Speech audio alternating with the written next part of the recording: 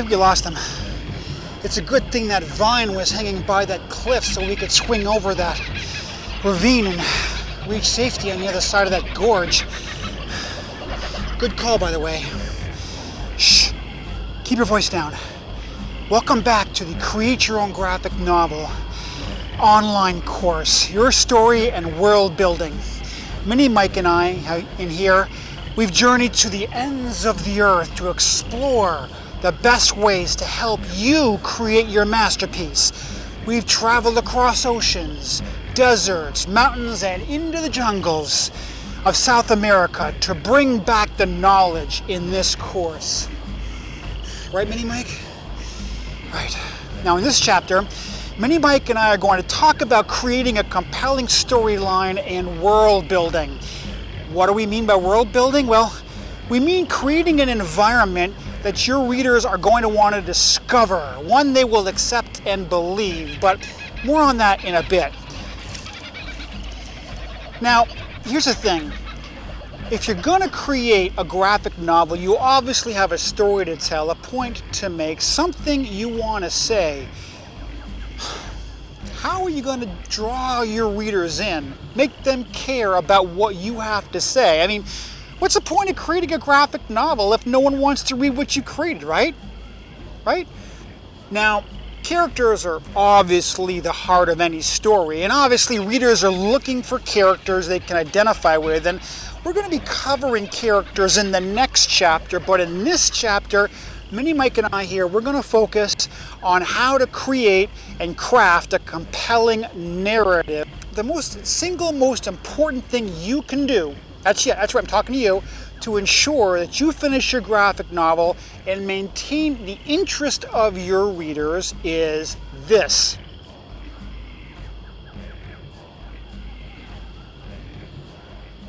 That's right, keep it simple, silly. See, I told you they wouldn't get it.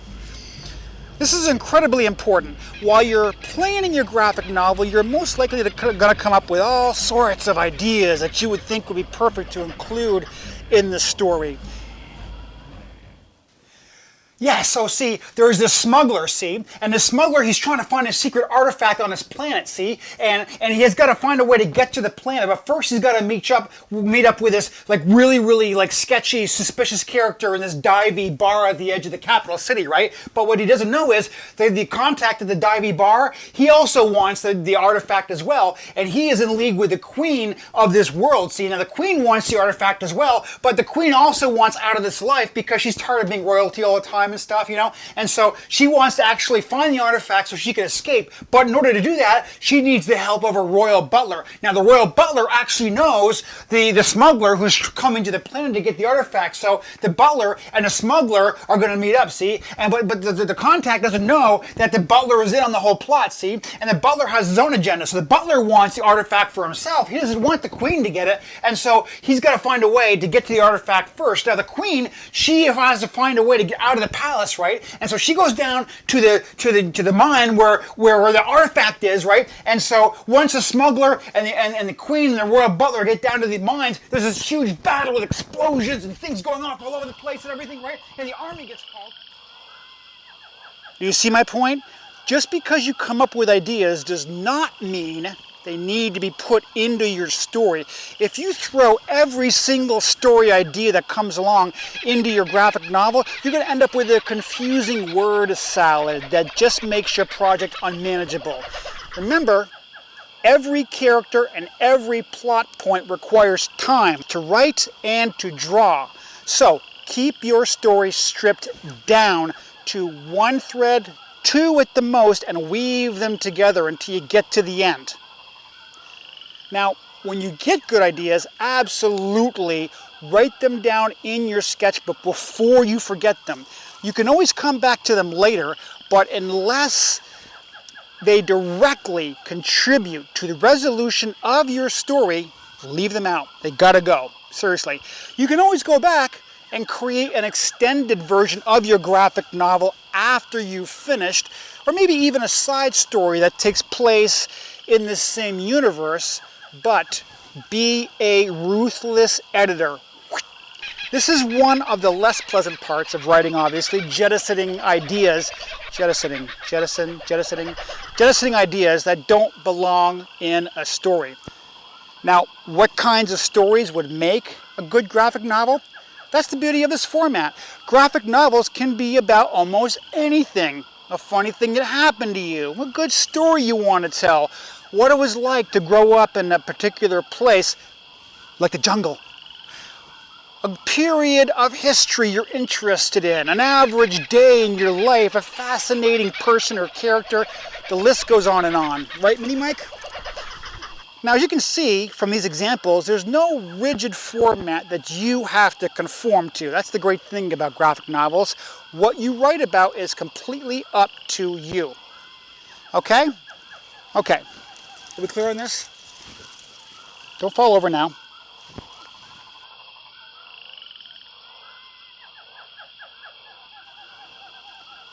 Let's look at the time, Mini Mike. I think we have time before they catch up with us.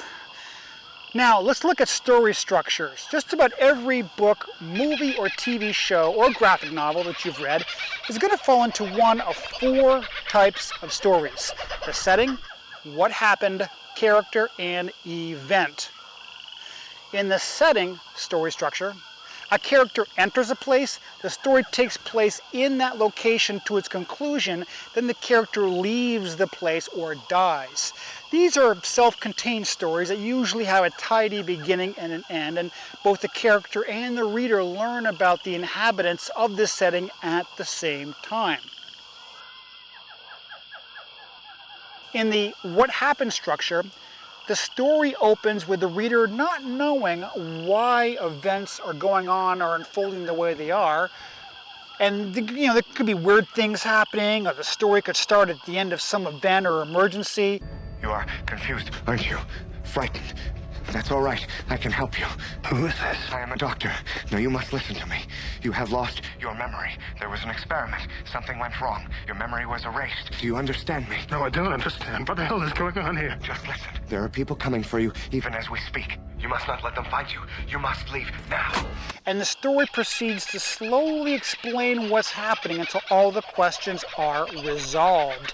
It can be helpful to know how the story is going to end before writing it, and then tease the readers with bits of information as you tell the story. Characters, of which I am one, but I digress.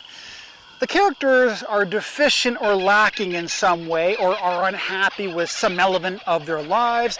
They could be greedy, corrupt, they could be too nice, frustrated with how their life is going, the list goes on.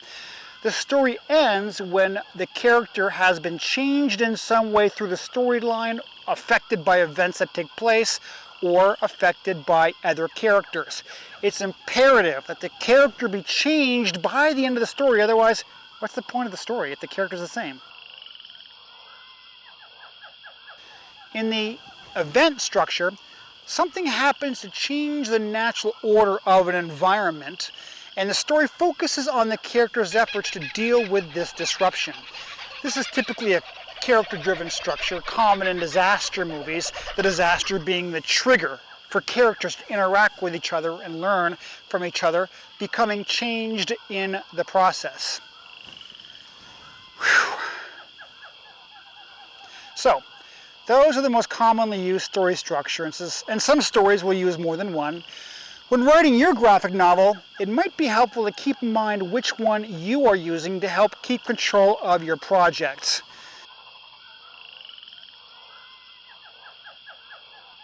Now, it's time to talk about world building. Wikipedia defines world building as the process of constructing an imaginary world, sometimes associated with a whole fictional universe, developing an imaginary setting with believable qualities such as a history, geography, and ecology.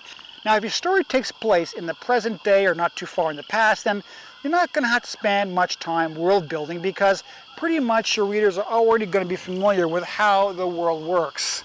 But if you are writing about a fictional world, then you're going to have to spend more time making it believable to your readers. I mean, if the world you're writing about and illustrating does not make sense to your readers, they're not going to accept your story or characters in it. And then what's the point of writing it?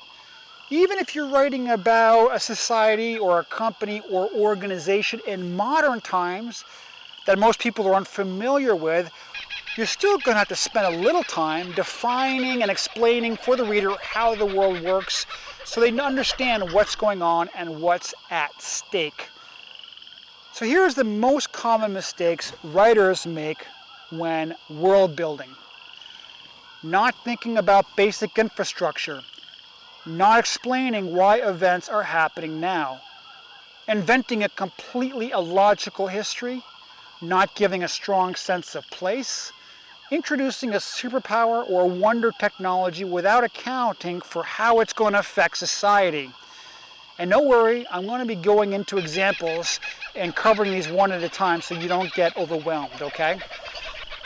What are we doing on time, Mini Mike? Okay, good. We got time before we have to move on. All right, so not thinking about basic infrastructure. Ask yourself, how do people get around in this world? What kinds of vehicles or animals transport them from place to place? A society with poorly maintained transportation systems might indicate a society rife with corruption or mismanagement, which would add realism to your world. What do the people of this world eat, and where does the food come from? What happens to the waste your world produces? Where does the power come from? How are things built in this world? And where do the raw materials come from? Not explaining why events are happening now. What kept these events from happening until right now? There must be reasons why events in your story are unfolding at this moment in time. What's the trigger that starts the sequence of events in your story? Inventing a totally illogical history. In the world you're creating, events that lead to the time period you're writing about must make some sort of sense, and they should be understandable to the reader. Now, granted, history is full of weird quirks and gross miscalculations by powerful people, as well as incredible coincidences, but if you are using any of these, it should be explained and justified so that the reader believes the history that created this world. Don't just throw a bunch of random events together that are not connected. History is a series of interconnected events. Not giving a strong sense of place. Yeah. What does your world smell like? Is it an old world, or is it a relatively new civilization? Are the buildings sleek and modern, or are they run down and crumbling, meaning an ancient civilization that's beginning to collapse? What kind of plant life is there in this world? What kind of weather does this world have? Does it have different seasons, or is it usually cold or warm? What do the residents of this world do for leisure or for work? Here are some really good examples of what I mean. You can either illustrate a basic scene that just gets the point across and be done with it, or you can fill your scene with more details and verisimilitude, one that connects with your readers' experiences and memories and helps them immerse themselves into the scene you're creating. In this panel, by Alonzo Font, you really get the sense of this Middle Eastern city with the puffs of smoke from the motorcycles, the crowded city streets and the traffic, the pedestrians, the street lights and the power lines and the obviously Middle Eastern buildings. All that serves to really put you into the place where this is happening. In this panel by Joe Matt, it's relatively simple, but yet it puts you into kind of the messy kitchen that illustrates the fact this is a working class couple. You got the dish rag on the refrigerator door, the peanut butter jar next to the toaster. You've got the spaghetti spilling all over the table. Obviously this is a working class couple, and this scene serves to illustrate that point. In this particular panel, you really get the sense of the era this takes place in. The horses riding in, the stark shadows of the castle walls, the broken cart in the distance, the grass and wood, ceilings and roofs in the foreground, and the townspeople going about their day. All of it serves to really put you into the environment. In this workshop, you can almost smell the old wood and the concoctions and the different fragrances of all the things that are being conjured up. Everything from the skull with a melted candle to the bird on top of the chair, the wafts of smoke. It serves to effectively set up a mood for this particular scene. Introducing a superpower or wonder technology without accounting for how it will affect society.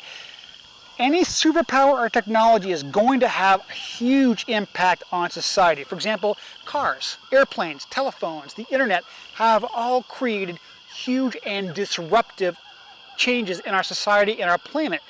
You must account for this by asking yourself, what kinds of opposition would there be to this superpower or technology? How would they make life easier or more difficult? Will they advance society or lead to its demise? Which characters stand to benefit from this superpower or technology, and which ones stand to be hurt by it? The more you can figure this out, the more your world will seem real to your reader.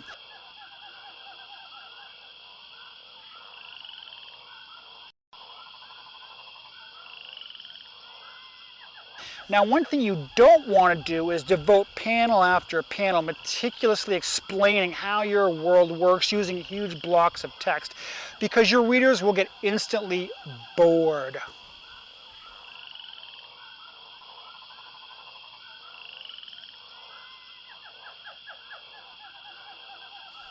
See what I mean? Would you want to slog through all that? Dense blocks of text? It makes people's eyes glaze over, and more often than not, they're going to skip over it. Seriously, trying to read all that would sound like this. The cosmic situation using network technology when I wrote the calibers just indicated by the presence of full table in your community will get my friends right here, say to avoid River City, West a good place to the mind same was my stating the hours I spent with the cool in my hand golden public persons at cool and key 9. No, the way you go about world building is through drawing the little details through your artwork that make the world look lived in. Cracks and stains on building walls, patched up sidewalks, a vent pipe protruding out of nowhere, trash cans and street signs. Make sure the world you're drawing looks logical. Stairs have handrails, loading docks have plenty of space for trucks to turn around in. Rooms have enough space for what they're intended for. Imagine yourself in this world. Would it seem real if you were to walk through it? Use your characters to introduce your world to your readers. Instead of explaining everything up front, the conversations your characters have will slowly draw your readers in. They learn about what's going on a little at a time through your characters. Like I said before, this is only scratching the surface of good storytelling, and so much has been written about how to construct a compelling storyline, but hopefully this will get you thinking, and I encourage you to read more resources about, good storytelling and what elements make a good story and how to draw your readers in.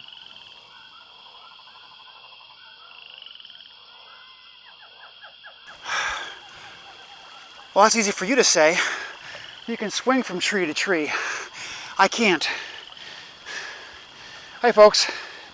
Okay, we've reached the end of this chapter, and Mini Mike and I here, we've thrown a lot of information at you. So we encourage you to read the ebook that will have a lot of links and resources as examples. It'll also go over all the main points we've covered in this chapter. Now, we both encourage you to use only the resources that you need to get started. Seriously, there's no need to drink from the fire hose here. Seriously, keep it simple. Start your project small, slowly work your way forward, and as you're planning in your storyline in your world, be liberal in what you choose to exclude.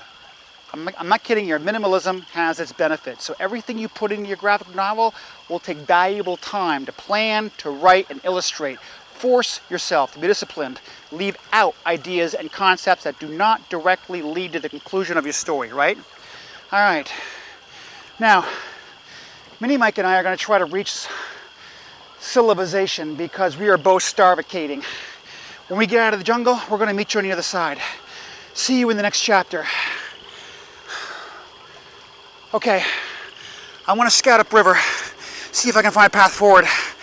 You swing from tree to tree and see if you can see any dangers. Let's go. Ron, let me get you here.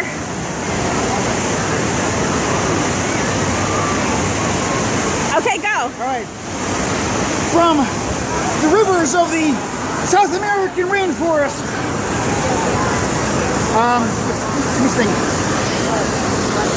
So, to explore new worlds.